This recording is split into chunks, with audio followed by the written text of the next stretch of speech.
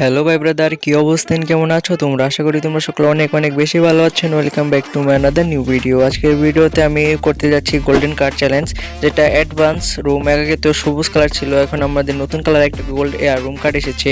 সেই রুম কার্ডটা হচ্ছে অ্যাডভান্স রুম কার্ড। সেই রুম কার্ডের নাম, আজকে আমরা সেই রুম কার্ড দিয়ে একটি কাস্টম বানাবো, টুর্নামেন্ট বানাবো। আমি কিন্তু একজন টুর্নামেন্ট প্লেয়ার, সেই টুর্নামেন্ট কাস্টম আমি বানাবো। দেখবো আজকে সেই ম্যাচ আমরা বয়া করতে পারি নাকি। আর তোমরা ফুল ভিডিওটি দেখো, না টেনে ভিডিওটি দেখতে মজা পাবে। আমরা যখন কাস্টমে যাব তখন ক্রিয়েটে ক্লিক করার পর আমাদের এখানে আসবে সে অ্যাডভান্স রুমে, দেখতে পারছো রেগুলার কাস্টম আর অ্যাডভান্স কাস্টম নামে দুইটা অপশন আছে। এখান থেকে আমরা অ্যাডভান্স অপশন অন করে আমরা ব্যাটল রয়্যাল সেট করে স্কোয়াড করে দিব। আর এখানে দেখবো সার্বোর্ড নামে একটা অপশন আছে, এখান থেকে এস করে দিব এটাকে আমরা। আর এখানে মোড অপশন থেকে আমরা স্পোর্ট মোডটাকে অন করে দিব। আর নিচে দেখতে পারছো লেখা আছে ইন ম্যাচ ভয়েস, এটাকে অল না করে টিম করে দিব। অল করলে মানে সবাই শুনতে পাবে, টিম করলে মানে তোমরা যা টিমে যারা থাকবে তারা শুনতে পাবে। আর দেখছো ভাই, খোলার সাথে সাথে কিন্তু সেকেন্ডে টিম ফুল হয়ে গেছে। আর আমি এখানে দেখে নিচ্ছি আমার ক্যারেক্টার ঠিক আছে নাকি, আমি এসব ক্যারেক্টার নিয়ে খেলি। আর আমি কিন্তু টুর্নামেন্টে একজন সাপোর্টার প্লাস নেডার। চলো আজকের ম্যাচটি শুরু করে দিয়েছি, 1 2 3 হয়ে শুরু হয়ে গেছে। চলো ম্যাচে গিয়ে দেখা হবে।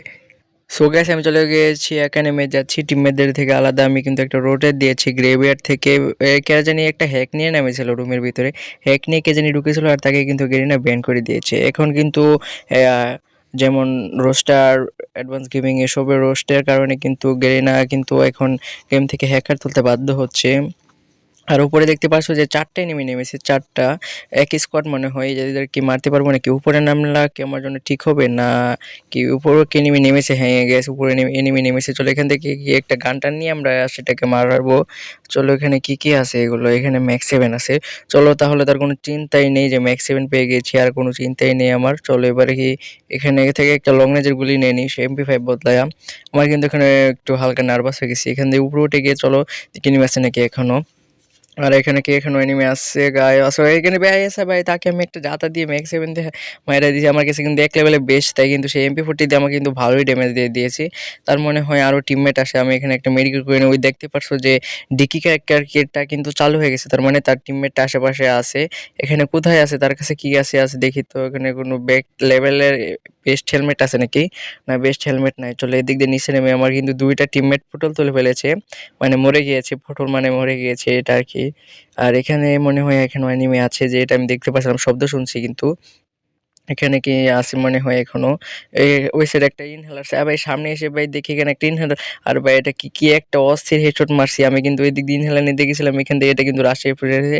আর এটাকে কি অস্থির একটা শট দিয়ে তাকে একবারে হেডশট দিয়ে তাকে একবারে নক করে ক্লিয়ার করে দিয়েছি। তাই কিন্তু যে জাতা দিয়েছিলাম, জাতা না আর কি, 2টা মারছি, 2টা থেকে 2টাই হেডশট লেগেছে। যখন আমি একটু বেন্ডিং মেশিন থেকে রিভাইভ দিব না, রিভাইভ দিয়ে এমনি কেমনি হয়ে যাবে, তাই আমি 4 লেভেলে বেচ কিনে নিয়ে তখন দেখতে পাই ওই তাচ্চুয়া ক্যারেক্টারটা, যেটাকে ওই সময় মারছিলাম, এটাকে আচামুচা মায়েরা থাকে কিন্তু নক করে দিয়েছি। রিভাইভ পাওয়ার সাথে সাথে আমাকে মারতে চলে এসেছে, মারতে পারেনি তো উল্টায় মার খেয়ে চলে গেছে। এখানে ম্যাক্স 7টা রিলোড দিয়ে নিই। এখান থেকে ট্রগনটা নিব নাকি? না, ট্রগন নেওয়া চলবে না। ট্রগন কিন্তু এটা 3টার বার হয়, এটা কিন্তু বেশি শর্ট রেঞ্জ, একবার শর্ট রেঞ্জ। মনে করো এখান থেকে 10-12 ফুটের বাহিরে কিন্তু কোনো এনিমি থাকলে তাকেও মারা যায় না। আর উপরে মনে হয় কোনো একটা এনিমি উঠলো নাকি? ইয়েস গাইস, ওইটা ওই যেটাকে সর্বপ্রথম মারছিলাম আমরা, সেই এনিমিটা। এটা কিন্তু আমাকে দেখে নিচে চলে গিয়েছে, নিচে চলে গিয়েছে। নিচে কোথায় যাবা চান? তো আমি এখানে একটা গ্লোয়াল মেরে দিই, গ্লোয়াল মেরে ক্যারেক্টার চালু দিয়ে তাকে মারবো ম্যাক্স 7 দা মারি। অগ হাতে আসার বদলে কিন্তু ম্যাক্স 7 হাতে চলে এসেছে। আর এনিমিটা কি ভাগা দিয়েছে ভাই, ওই দিক দিয়ে কোথায় চলে গেছে ওটাকে ভাই। ও 2-3টা শট লাগায়, ও কিন্তু এখন মেডিকেট করবে। এটা কিন্তু একটা সুযোগ, এখানে গ্লোয়াল টোয়াল মাইরা তাকে জাতা দিয়ে ম্যাক্স 7 দিয়ে কাছে গিয়ে মেরে দিব। 2-3টা শট লাগাইলাম ভাই, এরা কিন্তু দূরে থেকে প্রচুর ড্যামেজ দিয়েছিলাম, তারপরে কিন্তু মরলো না। আর এটা কিন্তু সে ফার্স্টের উপরে মেরেছিলাম সেই এনিমিটা। এটা আমি কিন্তু 4টা কিল করে নিয়েছি গাইস। আর এখান থেকে একটা হিডলিশ কিনে নিই। হিডলিশ প্লেয়ারটা কিন্তু অবজারভেটরিতে আছে, অবজারভেটরিতে সেই হিডলিশ প্লেয়ারটি আগে দেখে নিই কোথায় আছে। না, অবজারভেটরি না, কাতলস্তিয়া। চলো একবারে তার মুখের সামনে গিয়ে পড়বো, আগে ম্যাক্স 7টা হাতে নিয়ে নিই। যদি একবার মুখের সামনে এনিমিটা আসে, একবারে কিন্তু আমি এখানে কাতলস্তিয়া চলে এসেছি। আরেকটা এনিমিও কোথায়, আরেকটা ওই যে দূরে থাকতে দেখতে পারছি, দেখি মারবো না ভাই, আগে একটা গ্লোয়াল মারতে হবে, নয়তো কিন্তু সে আমাকে মারা দিতে পারতো। আমার এখানে কিন্তু কোনো সাপোর্ট নেই। আর পিছে দেখে যে একটা এনিমি আসছে, যে এনিমিটা মনে হয় ওই জায়গায় মারছিলাম, ওই এনিমিটা এসে পড়ছে। একবারে শর্ট রেঞ্জ এসে পড়েছে, আমি ভাই এখান থেকে ভাগতে হবে নয়তো কিন্তু আমি মরে যাবো। আগে এখানে একটু মানে রিভাইভ দিব নাকি? আরে রিভাইভে চাপ লাগছে না, গাছে গিয়ে এখানে এই আরেকটা চলে আসছে ভাই। এটা এরকম মনে হয় ডাউন, ওইটা কি মারতে পারবো নাকি? ওইটা ওই সাইডটা চলে আসা পড়ছে। এখানে ভাই একটা গ্লোয়াল মাইরা প্যাক ম্যাক করবো, কিন্তু এটা দিয়ে ভাই এদিক দিয়ে আসে ভাই আমারে ভাই 2-3টা শট মাইরা একবারে ক্লিয়ার করে দিছে। আর দেখতে পাচ্ছ আমি কিন্তু 4টা কিল করে ফেলেছিলাম। আমাদের কিন্তু লাস্ট একটা টিমমেট আছে, সে যদি রিভাইভ দিতে পারে তো ভুইয়া করতে পারবো, নয়তো কিন্তু আমাদেরকে ম্যাচটি হেরে যেতে হবে। চলো সে দেখি সে রিভাইভ দিতে পারে নাকি, তার কাছে কিন্তু টোকেন আছে, সে রিভাইভ দিতে পারবে। টিমমেটরা যখনই রিভাইভ দিবে কিন্তু তখন আমার নেট চলে গেছিলো, কিন্তু রিভাইভ দিছে দেখে আমার সাথে সাথে নামায়া দিছে। কারণ আমি কোথায় নামবো বুঝতে পারছি না, জোনের বাইরে নামা কি আমার জন্য ভালো হবে নাকি? চলো জোনের বাইরে নামে অবজারভেটরি থেকে লুটপাট করে আমরা এখান থেকে জোন থেকে বের হবো। আমি কিন্তু একটা রোটেশন দিয়ে রাখছি। এখন তোমরা বলতে পারো ভাই জোনের অবজারভেটরি যাবো, আমি এখানে কোথায় নামছি গাইস? এখানে কিন্তু নিচে একটা লঞ্চ প্যাড আছে, লঞ্চ প্যাড বড় লঞ্চ প্যাড আছে, ওই লঞ্চ প্যাড দিয়ে আমরা একবারে এতে চলে যাব। আর আমি কিন্তু আইজিএল হিসেবে খুব ভালো, ভালো বলবো না, কিন্তু আমি কিন্তু নেডার হিসেবে খুব ভালো নেডার সাপোর্টার। তোমাদের যদি কারো লাগে তাহলে নিতে আমাকে বলতে পারো, একটা টিমে জয়েন হবো, সমস্যা নেই। কিন্তু গাইস এটা কোথায় চলে আসলাম আমি? মারছিলাম কোথায় আর চলে আসছি কোথায়? চলে এখান থেকে আমি লুটপাট করে নেবো। টিমের দুটাই আবার পটল তুলে ফেলেছে, মরে গিয়েছে। এখান থেকে কি লুটপাট করে নিব নাকি? এখানে কি আছে? একটা অগ আছে। অগ কিন্তু এখানে কিন্তু ভালোই চলে।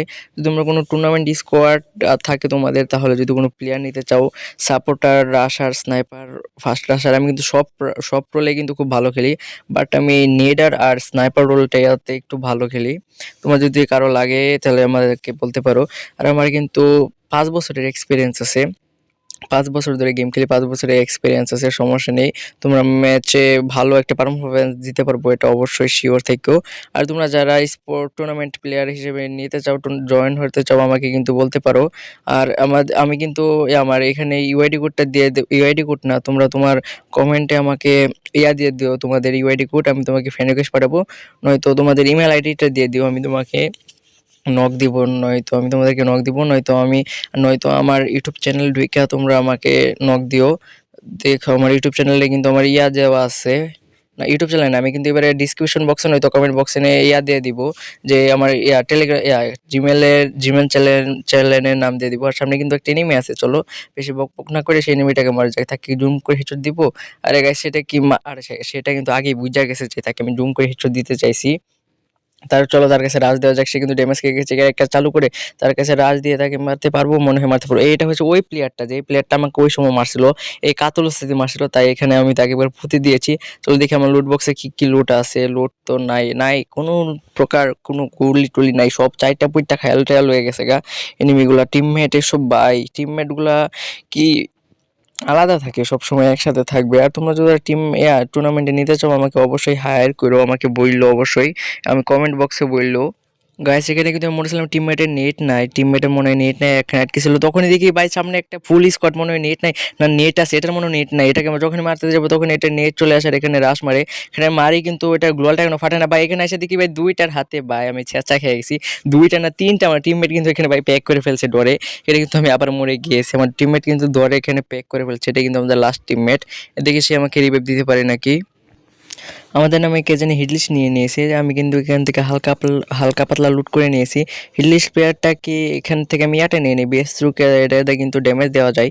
আমি বলছি না সাপোর্ট হিসেবে আমি ভালো, তোমরা যারা নিতে চাও তোমাদের টিমে তা নিতে পারো, সমস্যা নেই। আর ওই টিম এনিমিটা এখানে দেখতে পাচ্ছি, এই জায়গা থেকে তাকে একটা শট লাগাবো।